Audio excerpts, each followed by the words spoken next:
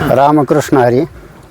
भैरवनाथाच्या पदस्पर्शानं पावन झालेल्या या वाशिंबे नगरीमध्ये पारंपरिक पद्धतीनं आजोबा पणजोबापासून असा हा चालू असलेला वहिवाटीचा भैरवनाथ मंदिरापर्यंतचा रस्ता हा खुला करण्यासाठी सर्व ग्रामस्थांच्या वतीनं शासनाकडे विनंती केलेली होती आणि त्या विनंतीस मान देऊन आपण सर्वांनी हा रस्ता 50 फूट रुंदीचा तुम्ही खुला करून दिलेला आहे. त्याबद्दल अगोदर तुम्हा सर्वांचं आम्ही आभार व्यक्त करतो.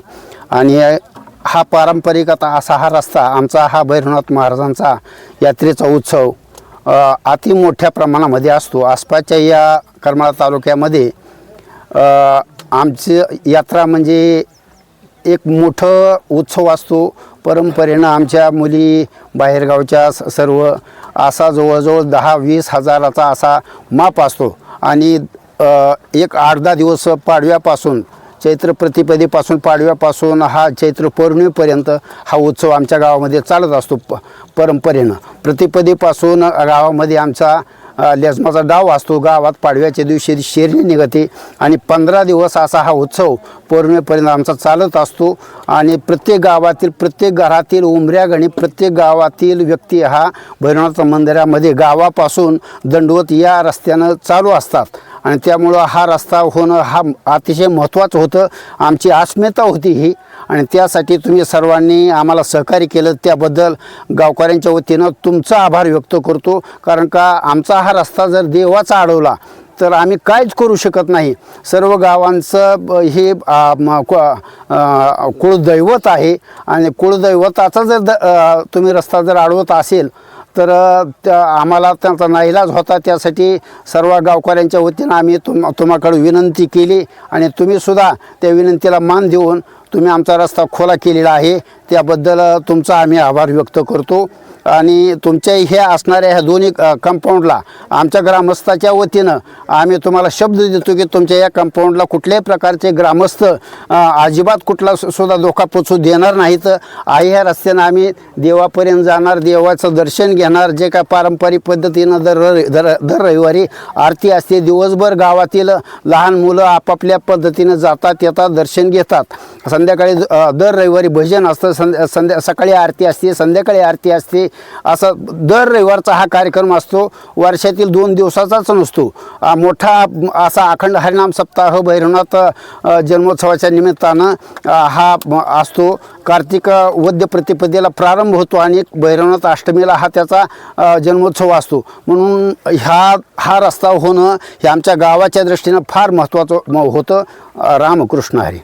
आमचा हा यात्रेचा महोत्सव हा हनुमान जयंतीला चालू होतो आणि हनुमान जयंतीच्या दुसऱ्या दिवशी भैरवनाथ मंदिरावरच आमचा हा कामा आता 4 वर्ष झालं भैरवनाथ मंदिर ट्रस्ट झाल्यापासून इथं आम्ही घेतलेला आहे.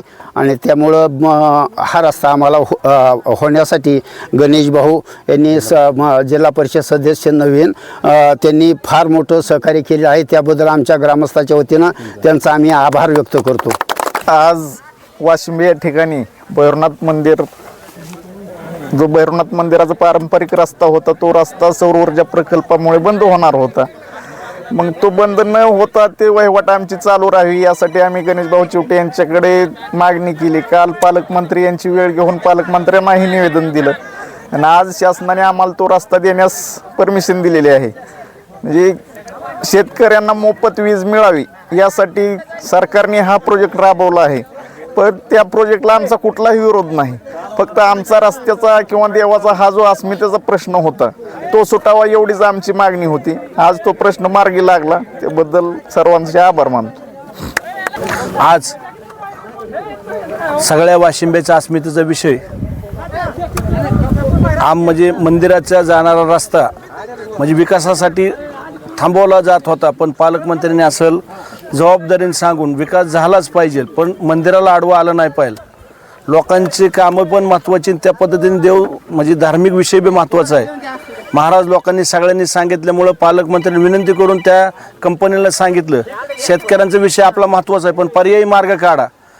कलेक्टर असेल तहसीलदार असेल सगळ्याला सांगितलं दोन्ही टिकलं पाहिजे म्हणजे प्रकल्प पण झाला पाहिजे आणि रस्ताही बंद नाही झाला पाहिजे मध्यस्थी कोण सुवर्ण मध्य निघाला 100% चांगला मार्ग निघाला सगळ्यांचं आभार आणि वाशिंबे ग्रामस्थांनी एकजुटीने प्रयत्न केल्यामुळे हे यश मिळालं 100% सगळ्यांचे धन्यवाद आभार पालकमंत्र्यांनी काय याच्याविषयी काय बोलले? नाही काहीच नाही विकास झाला पाहिजे आणि मंदिराची अडचण झाली नाही पाहिजे पर्याय काढा कारण विकासाला बी आडवा आला नाही पाहिजे आणि मंदिर आपण श्रद्धास्थान आहे गावाचं म्हणजे ज्या विषयात धार्मिक विषयात आपण कमी पडलो नाही पाहिजे हा सगळा भारतीय जनता पार्टीचा अजेंडा आहे त्यामुळे त्यांनी जाणीवपूर्वक ठेवला की मंदिराची अडचण नाही झाली पाहिजे